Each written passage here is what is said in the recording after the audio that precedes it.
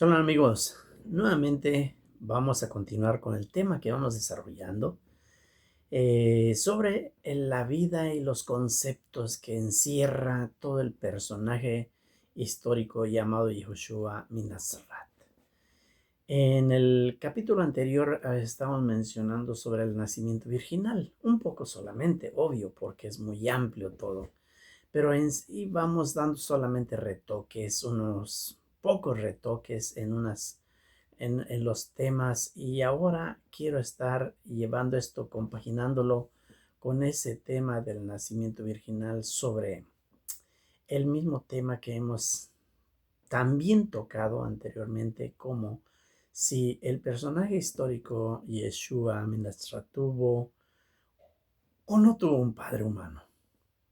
Ese sería nuestro tema al día de hoy, que creo de antemano que es muy largo, extenso y es muy difícil de explicarse, obviamente, por lo complejo que es. Y necesitamos muchos capítulos, así que les invito desde ya a que si en este capítulo no vamos a ir encontrando o adentrándonos lo suficiente, pues les invito a que continúen viendo el siguiente que vamos a desarrollar con la ayuda del Eterno.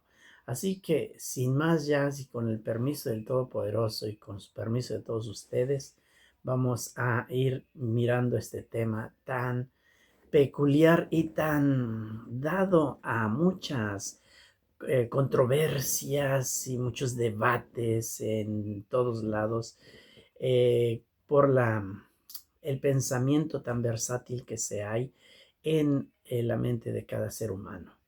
Pero yo voy a querer dar un poquito de bases en las cuales, porque yo en lo mismo, muy personal, yo considero y creo totalmente que el personaje histórico llamado Yehoshua Minazrat tuvo un padre humano y no viene de una encarnación como se enseña, no viene a hablar, a ser un hijo de Dios o hijo del Espíritu Santo como se menciona en muchas escrituras, no, sino que el personaje Yehoshua Minazrat, y ojo con lo que estoy repitiendo y por eso lo repito muchas veces, el personaje Yehoshua Minazrat tuvo un padre humano y que después, como mencionado en otros audios, el personaje llamado Jesús, ese personaje fue creado en los concilios ecuménicos. Por consiguiente, no es un personaje falso creado por la mente de los sacerdotes romanos, egipcios, griegos, y con todo ese conocimiento helénico que se tenía en el momento, fue creado un personaje que se le atribuyó el nombre de Jesús, vistiéndolo con todos los atributos y las enseñanzas que hizo y enseñó el personaje histórico real, el personaje que existió, hijo de un padre y de una madre judía, llamado Yehoshua Minazrat. Así que con su permiso y sin la intención de estar agrediendo a nadie, vamos a ir analizando un poquito este tema. Y como bien dije, si no adentramos lo suficiente por lo complejo que es, porque hay que estar dando y mirando fechas también, datos necesarios, entonces hay que seguir estudiándolo, seguir estudiando, y crees el tema de si tuvo padre o no. Ya lo mencionamos anteriormente, dando incluso muchas y varias citas que nos habla los documentos en los cuales se basa toda esta vida del personaje Yoshua Minastral. Así que vamos a ir hablando un poquito, y para ello tenemos que meter un poquito en la ciencia histórica, y para ello también tener en cuenta y valoración lo que son los estudiosos, vamos a llamarles así, los estudiosos académicos de estos evangelios, que son los evangelios conocidos pues los 4 evangelios más bien, para así dejarlo hasta ahí nada más. Bien, entonces, para esa ciencia histórica, es bien conocido que ese evangelio, el evangelio de Mateo, hablando sobre todo el evangelio de Mateo primeramente, ¿por qué? Porque voy a mencionar primeramente el evangelio de Mateo, voy a mencionar el evangelio de Mateo y el evangelio de Lucas, y no voy a mencionar primeramente al evangelio de Marcos. ¿Por qué? Y ojo, que esto es muy importante. En todo el Evangelio de Marcos, que fue el que primero se escribió, nunca vamos a encontrar, nunca vas a encontrar, nunca encontrarán ningún texto que hable del nacimiento del personaje Yahushua Minasrat. No lo van a encontrar, ¿sí? No lo menciona en ningún momento. ¿Por qué? Porque todo depende del tiempo cuando se escribió, todo depende de a quienes se le estaban escribiendo o la mentalidad que estaba surgiéndose ya en determinados tiempos. Entonces, en el tiempo de cuando se escribe el libro de Mateo y el de Lucas, son momentos muy cruciales en los cuales es necesario que se vaya determinándose de a quién se están hablando ellos. Bueno, pero ese es otro tema. Vamos a mencionar primeramente el Evangelio de Mateo, ¿sí? Ese Evangelio tan conocido, y que tan conocido es que incluso el Nuevo Testamento empieza, su primer libro lo empieza ahí, aunque no fue el primero que se escribió, pero lo ponen como si fuese el primero, ¿sí? Incluso para ir reacomodando más la temática o la teoría que quieren implantar en la mente de todo aquel que vaya a estarlo estudiando. Sí, entonces vamos a empezar con el Mateo, el Evangelio de Mateo. Según la ciencia histórica, este Evangelio procede vamos, de los siglos, el siglo XIV. En el siglo XIV, el Evangelio de Mateo, el Mateo hebreo de Shem Tov, que vamos a hablar un poquito sobre el Evangelio de Shem Tov, vamos a tener que mencionarlo. Ese está dentro de un tratado sefaradí que fue escrito en hebreo titulado como el Eben Bohan, y que fue compilado y completado alrededor de los años 1385, ya en nuestra era, por ese gran médico judío, vean esto, un médico judío llamado precisamente Shem Tov ben Isaac ben Shaprut. Este judío, sí, este médico judío vivía en el pueblo de Tarazona, es que es me parece el reino de Aragón, en Zaragoza, España. Sí, entonces, de ningún modo es un ejemplar de un presunto evangelista, dice hombre, o un presunto evangelio de Mateo compuesto originalmente en hebreo, porque el Evangelio de Mateo del Nuevo Testamento, ese fue puesto en griego, según la tradición que se tiene de Papías. Mateo, uno de los 12, fue el primer evangelista y compuso su historia de Yeshua en hebreo arameo, que cada uno tradujo como pudo. Pero la ciencia histórica y la crítica no acepta esa opinión por dos grandes razones muy fundamentales, aunque las dos con una misma matiz. En primer lugar, el Evangelio de Mateo se ha llegado o que tenemos, que conocemos hasta nuestros días, pues no es una traducción del arameo, sino una obra que fue compuesta en griego. Así, pues puede surgir la pregunta, ¿cómo es que se sabe esto? en base al estudio minucioso y comparativo de los textos por parte de la ciencia histórica. Por eso es que mencioné primeramente que según la ciencia histórica. Y se debe recordar o aprender que Mateo utiliza una base de su escrito sobre, o sea, que se basa sobre Marcos, que como bien dije, ese libro ya había sido escrito anteriormente y que también se cree la ciencia histórica que otra de las fuentes es la fuente Q. Y en esas, todas esas son en lengua griega.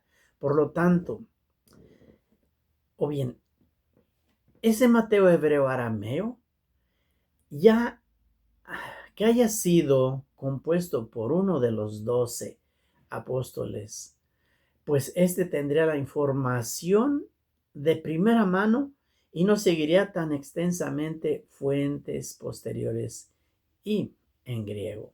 El autor de Mateo es un escritor cristiano de segunda generación o tal vez tercera generación, no se sabe, puesto que utiliza textos que ya están escritos. Por tanto, parece quedar excluido que sea uno de los 12, aquel publicano, como lo menciona en Mateo 9:9 precisamente, Mateo Leví, ¿sí? Y que toda esa vocación se narra allí en ese capítulo 9 del mismo libro de Mateo. El autor del Mateo griego es ciertamente un judío helenizado, pero de tradición, se puede decir. Conoce muchas de las sentencias de Yeshua recogidas por la mismísima comunidad judeocristiana, vamos a llamarle en ese tiempo, porque ya este libro, como bien estamos diciendo, ya de Shem Tov, ya fue escrito ya muy después de los primeros siglos, ¿sí? Entonces, ya cuando ese cristianismo viene ya desarrollándose. El autor fue docto en las escrituras hebreas, se entiende, y vivió y compuso su evangelio dentro de una comunidad judeo-cristiana mixta, con mezcla de otros creyentes procedentes del mismísimo paganismo. Y su grupo aún no estaba separado completamente de la sinagoga, pero se encontró en una fuerte tensión respecto al judaísmo oficial, o sea, el nuevo, el que se desarrolló después de la caída de Jerusalén, el judaísmo rabínico.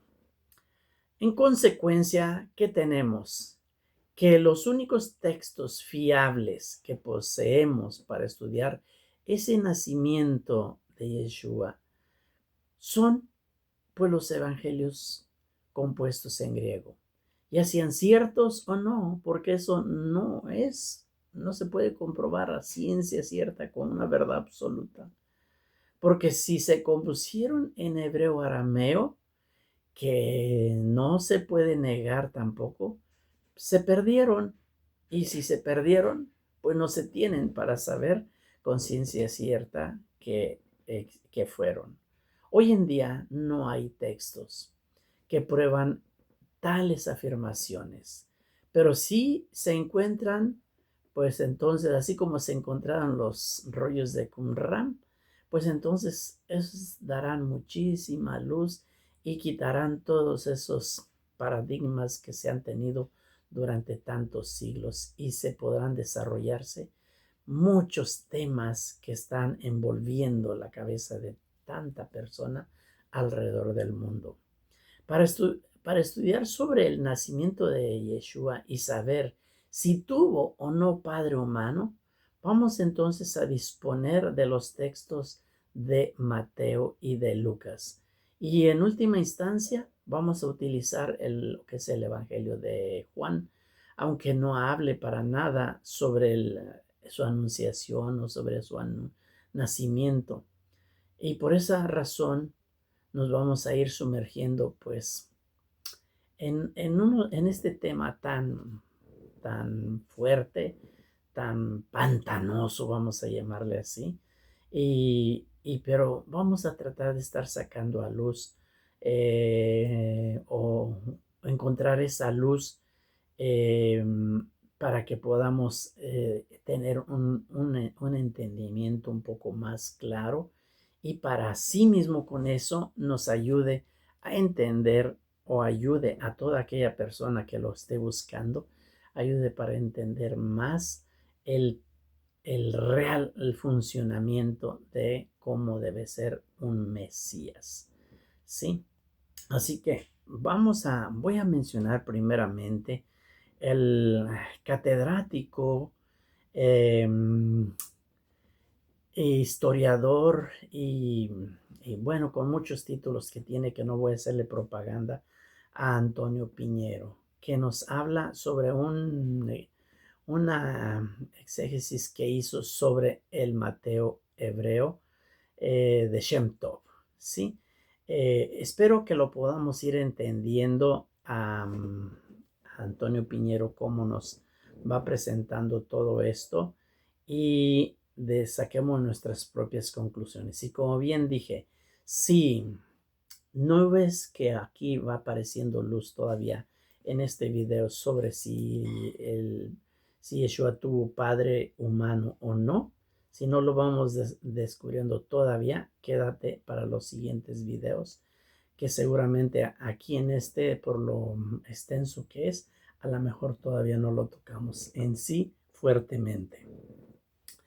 Y si no estás suscrito a mi canal, te invito a que te suscribas y posiblemente un poco más adelante podamos hacer algunos videos en vivo en los cuales puedas incluso tú también participar en vivo aquí en mi canal, que me daré mucho gusto también invitarte y estar comentando sobre estos temas tan controvertidos y polémicos, pero con la una intención solamente de poder estar esclareciendo las ideas, los pensamientos que mueven a cada persona alrededor del mundo, y estamos hablando de billones de personas que se encuentran alrededor del mundo que tienen esas ideas introvertidas en la cabeza. Sé que muchos se sienten muy claros y decir que Jesús es hijo de Dios y ahí se han quedado, pero vamos a estudiar si realmente la creencia que tienes es totalmente verdadera o fue puesta en un pedestal falso. Vamos a estar estudiando esto y lo digo con respeto y no para que se ofenda a nadie, sino solamente para poder llegar a un conocimiento un poco más sustentable en todo aquello. Para, para estar estudiando esto, vamos a estar viendo lo que es todo el Tanaj también. ¿Qué es el Tanaj? El Tanaj es la Torah, es el acrónimo de que nos quiere decir Torah, y Nevi'im, Tanaj, con la Nun, el Nevi'im y los Ketuvim, Tanaj, Lakaf, como se dice. ¿Sí? Es el acrónimo. Esta Torah, este Tanaj nos va a estar certificando que la identidad de las genealogías del pueblo de Israel siempre van a ser por vía paterna. Y eso es lo que yo quisiera poder transmitirte primeramente. El Tanaj completamente nos certifica que la identidad y las genealogías del pueblo de Israel son siempre por vía paterna, no son por vía materna. La promesa de todo el Tanaj fue de establecer precisamente a Adón y Mashiach, o Señor y Mesías, a una persona, a un descendiente físico del rey David. Eso, por favor, tenlo en un cuadro si quieres. ¿Sí? Que todo el Tanaj, la promesa de todo el Tanaj es establecer que precisamente un descendiente del rey David es el único que puede ser Mashiach o Adón Mashiach y Señor y Mesías. Sí, solamente un descendiente de David. Y en ese sentido es primordial entonces establecer lo que son esas líneas genealógicas, las cuales van a envolver a este personaje llamado Yeshua. Sí, entonces nosotros analizamos y si podemos observar, como siempre se dice, se menciona, además que muchas veces ni es tanto que estés observando como con una lupa, sino que se ve a grandes rasgos, a grandes, desde lejos, que toda la gran mayor cantidad de todo el mundo y sobre todo el mundo cristiano siempre va a afirmar que Cristo es hijo de María por el Espíritu Santo, porque ese fue el pensamiento que siempre se le enseñó y se le marcó y fue creado con ese chip en su mente desde pequeñísimo. Es más, desde antes de nacer, a muchísimos se les fue pasando esa información genética ya, genéticamente, de que es ese personaje nacido del Espíritu Santo. Sí, pero es que si fuera cierto, pero que no lo es, pero que si fuera cierto, pero que obviamente yo afirmo que no lo es, entonces pues no sería descendiente físico del rey David. Y allí tronaría todo, porque si no es descendiente de físico de David, entonces todo el Tanakh, lo que es la Torah, los Nevi'im, que son los profetas, ay, perdón, que son los profetas, y los Ketubim, que son todos los escritos de todo el Tanakh. Sí, esa promesa de todo el Tanakh quedaría borrada, abolida. Es como tirar todos esos escritos, como tirarlos a la basura, como decirles que son una falsedad y una mentira. Y eso, créanme, que eso ni el Eterno lo va a permitir nunca. Nunca va a permitir que eso suceda. Todo lo que tenemos del Tanakh es enseñarnos que ese Mashiach debe ser descendiente físico del rey David. Y por eso les digo que continuemos con estos estudios, porque vamos a ir a paso, a ir dando los textos que nos van a estar hablando al respecto, y no solamente dejarnos llevar por tradiciones o traducciones incluso que fueron dándose a través de la historia con personajes que incluso ni conocían de judaísmo, incluso así. Entonces, ¿dónde quedaría la Tanakh si fuese así? Con ese pensamiento, ¿dónde queda? Queda volando todo eso. Entonces, si la persona fuese concienzuda, utilizar su conciencia, se daría cuenta que la Biblia que está utilizando, la Biblia que le está hablando de aquello, esa Biblia es una Biblia judía. Es una Biblia que, si bien fue traducida acuñándole textos a fuerzas y sacando muchos otros para poder informar los conceptos teológicos que se fueron formando, ¿sí? Entonces, esa persona podría estar encontrando muchas verdades. ¿Qué es la intención mía de estar mostrando en estos videos? Que ya es tiempo de que las personas puedan abrir los ojos más, entender más los escritos que fueron dados, en los cuales se habla de todos estos conceptos cuando hablamos del Mesías, y que no es cualquier Mesías, que debe ser un Mesías descendiente físico de David. O sea, hay que ser concretos con eso, concretos. Entonces, siguiendo, aquellos que creen en esa fábula teológica de un hombre Dios, ¿sí? Elohim, o aquellos que creen y que creen, y en boca de ellos, peor todavía, esa enseñanza que se fue dándose de donde se le llamó incluso la Santísima Trinidad, ¿sí? Entonces, pues eso no es el verdadero Mesías.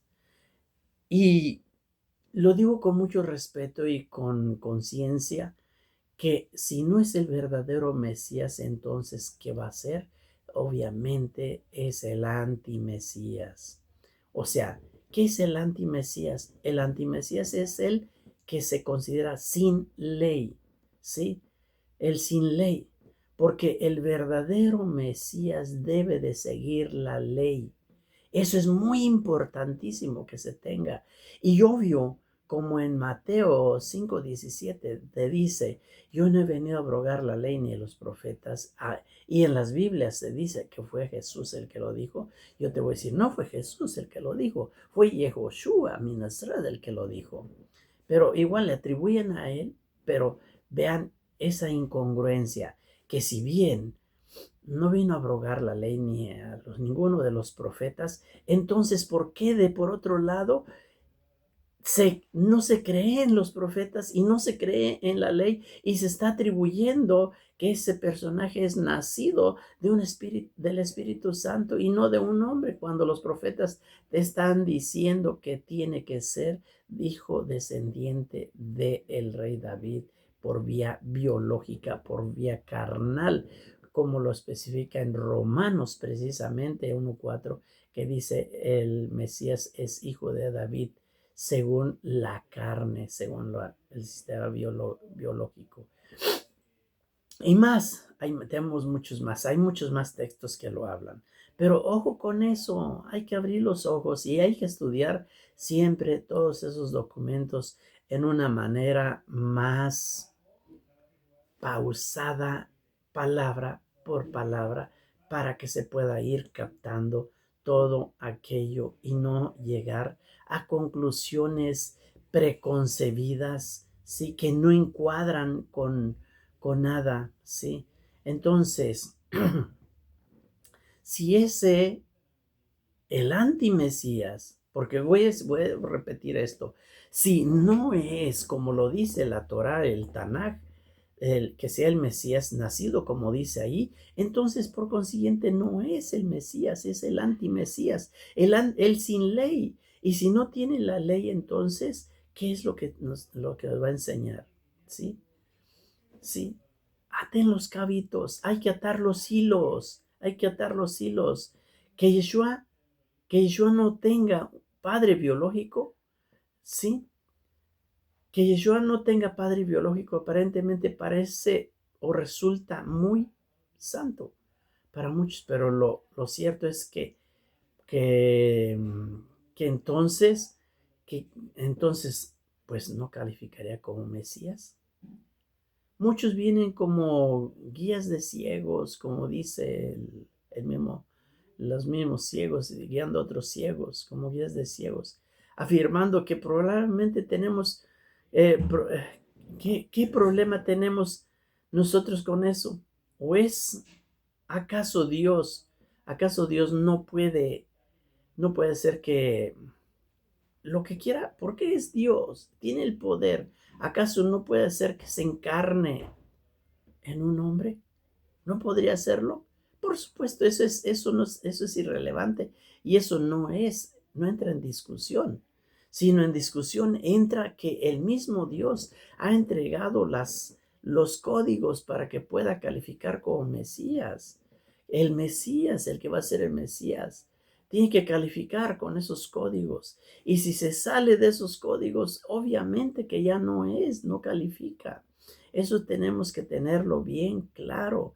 No entramos en discusión de que si Dios puede o no tiene el poder para hacer que se encarne. Obviamente es Dios. Y por ser Dios Todopoderoso puede hacer lo que Él quiera. Todo lo puede hacer.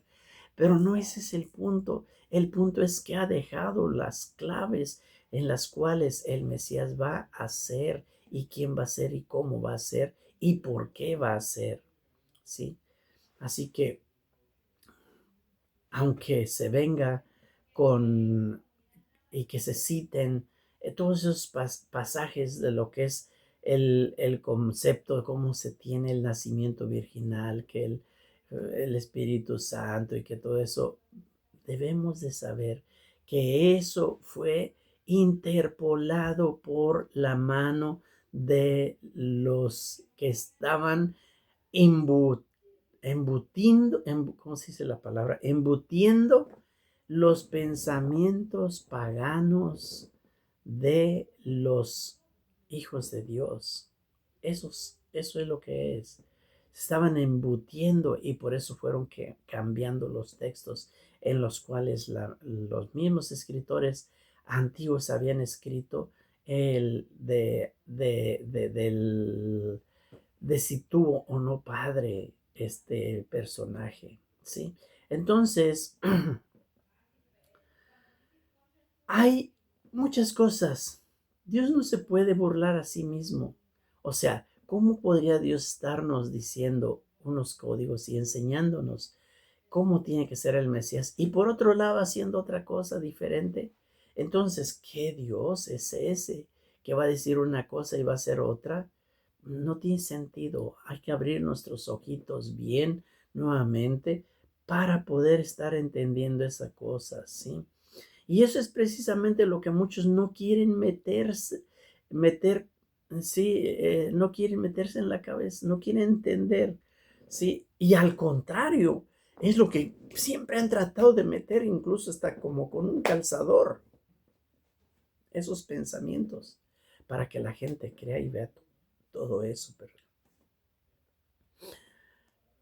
Pero también sabemos que hay muchísima gente con una fe extraordinaria, con un corazón tan limpio, aún en el pensamiento que se tiene voy a decir, seas cristiano, sea lo que sea, hay muchísima gente con un corazón extraordinario, con una fe tan buena, sí, que siempre están buscando encontrar esa claridad más de verdad respecto precisamente a ese nacimiento, sí, y más, y a muchos otros asuntos más que sí, que se han estado preguntando y que además de todo eso también se han estado citando en todo ese evangelio de Mateo. Y ahora vamos a ver, y mencionamos el Mateo de hebreo, en hebreo de Shem Tov. Pero aquí vamos a ver un problema muy serio, que vamos a tener que estar aclarando aquí. Según como mencioné hace un momento, según el historiador Antonio Piñero, que es un catedrático muy reconocido mundialmente y que se ha dedicado muchísimos años a estudiar todos estos temas y estos libros. Y aquí nos vamos a mencionar historia para ir conociendo mucho de ello. El rabino Safaradi Shem Tov, como bien dije, ese era un médico, ¿sí? Hizo un tratado anticristiano. La obra a veces fue llamada La lógica de Shem Tov. Y esta lógica de Shem Tov ataca esa idea del mesianismo y esa idea de la divinidad de que Jesús es Dios. En ella aparece la mencionada versión del Evangelio de según Mateo, la cual sin embargo no fue traducida por Shem Tov, obvio, sino simplemente fue copiada de un texto anterior.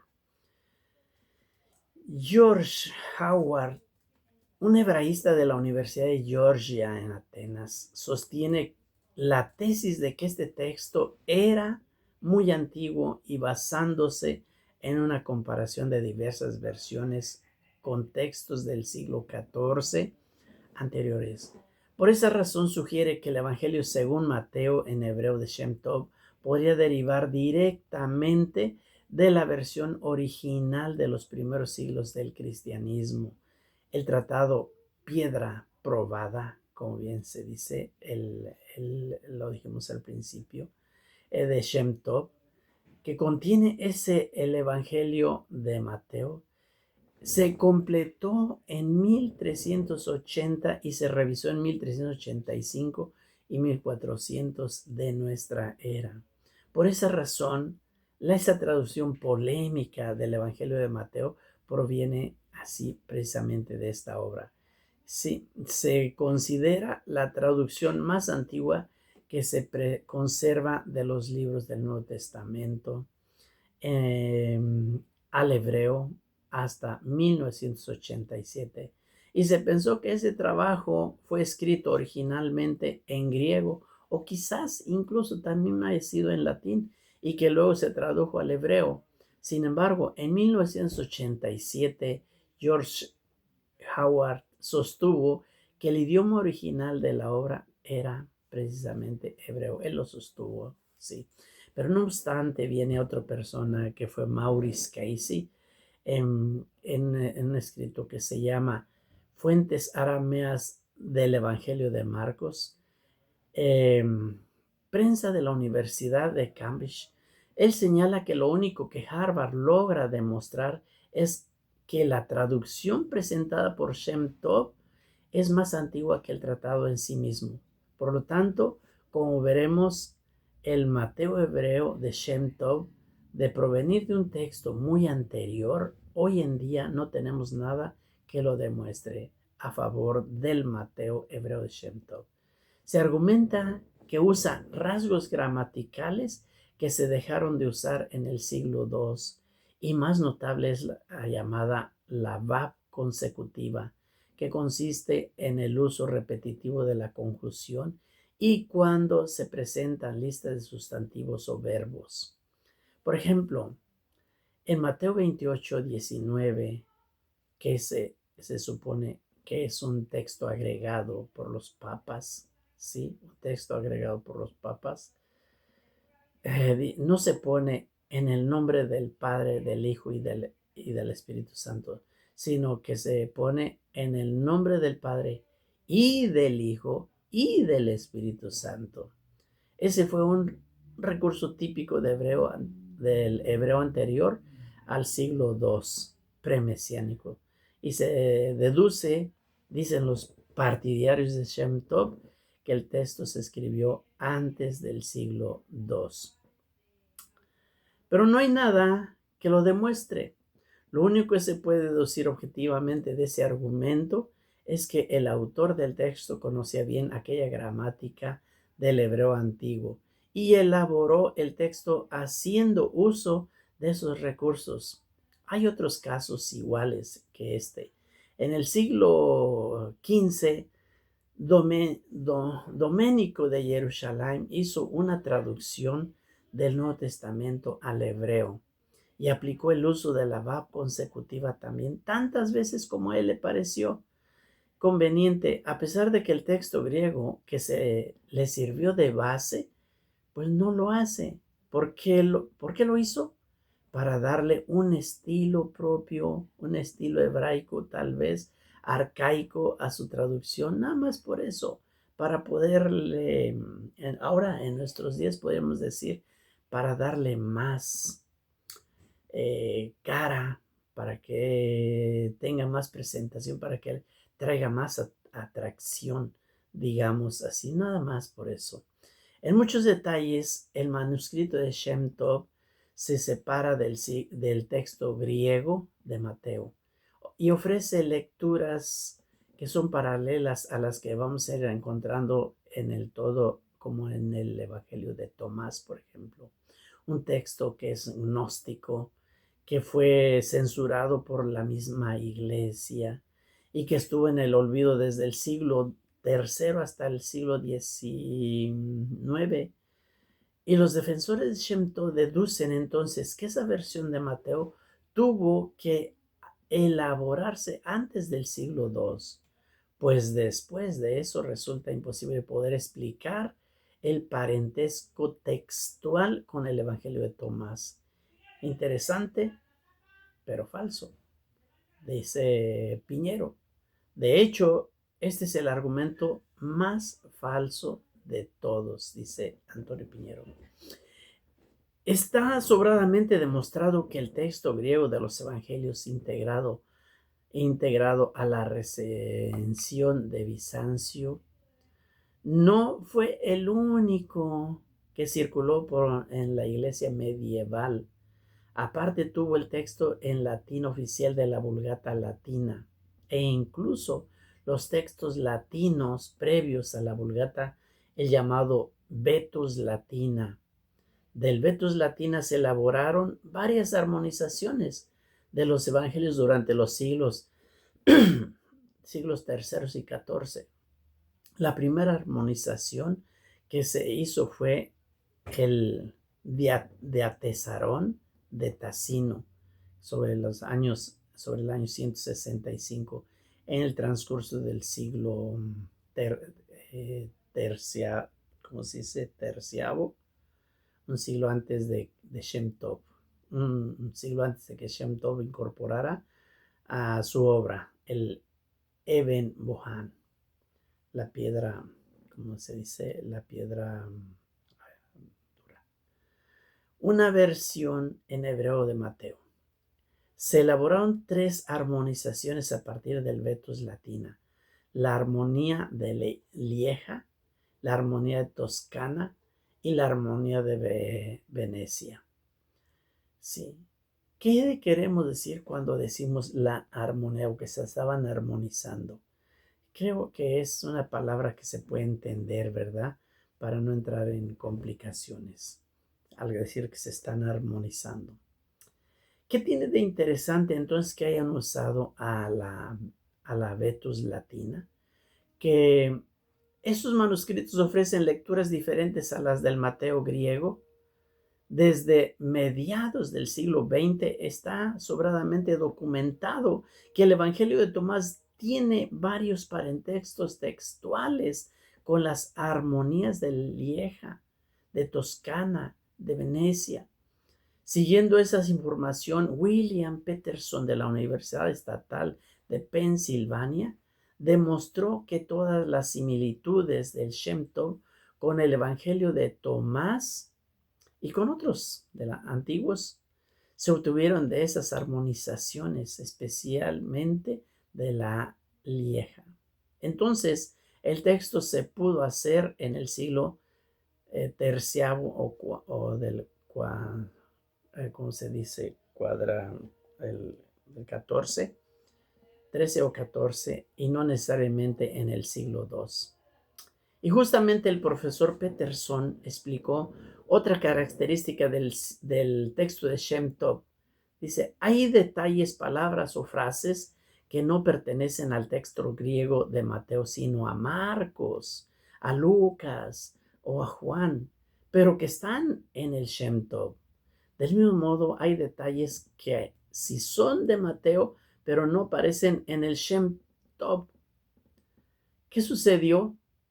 Que el autor de Shem Tov se basó en armonizaciones, textos en donde los elementos de los 4 evangelios estaban completamente revueltos. Hizo un muy buen trabajo, pero inevitablemente se le fueron ciertos detalles, incorporando al texto de Mateo cosas que pertenecen a los otros evangelios o dejando fuera detalles que sí tenían que haber incluido. Los que defienden el texto de Shem Tov afirman que ese es el texto original de Mateo y que habrían sido los posteriores traductores al griego los que quitaron ciertos detalles para ponerlos en los otros evangelios, o que le agregaron palabras o frases que por eso no aparecen en el Shem Tov. Pero esa explicación está fuera de una mente instruida, porque nos obliga a pensar que todos los traductores del Mateo original en hebreo cometieron exactamente los mismos errores al quitarle cosas a Mateo y mandarlas a otros evangelios. Y es que ese es un hecho inobjetable, que hubo varias traducciones y las diferencias entre el texto griego bizantino y el de Vetus Latina, por ejemplo, lo demuestran. Por tanto, el Mateo conocido como Shem Tov es una versión medieval que obtiene sus particularidades de las armonías de Legia, Toscana, Venecia, nada más. Toda esta enseñanza aquí nos la deja este catedrático Antonio Piñero para hacernos el hincapié de lo que debemos de saber nosotros sobre el Evangelio de Mateo. ¿Te parece que interesante? ¿Te parece que podemos empezar entonces a ir mirando un poquito más de el tema que estamos realizando? ¿Tuvo o no tuvo un padre humano Yeshua Minasrat, el personaje real histórico? No personaje de Jesús, que el Jesús ya sabemos que lo hicieron hijo de Dios, hijo de María, hijo de una mujer inmaculada del pecado, que por consiguiente tuvo que irse a ascender al cielo, ser, ser, como se dice, redentora y muchas cosas más, como lo atribuyó todo esto en los concilios ecuménicos. ¿Te parece bien que podamos entonces estudiar con más conciencia si tuvo o no, si tuvo o no tuvo padre humano Yehoshua Minasrat, el conocido como el Mashiach, del pueblo de Israel, no del pueblo gentil, sino del pueblo de Israel? Vamos entonces, te invito a que continuemos con estos estudios y que te espero entonces en el siguiente video. Por pronto, dale cuando menos un like allí para que el logaritmo pueda transmitir esto a más y que se llegue a otras personitas más. Te espero en el siguiente y si no te has suscrito en mi canal, suscríbete. Mi canal se llama Viviendo la Torah y vamos a ver qué nos enseña la Torah en todos estos conocimientos que tenemos aquí, ¿sí? Así que desde ya te deseo todo lo mejor y te espero en el siguiente. Shalom.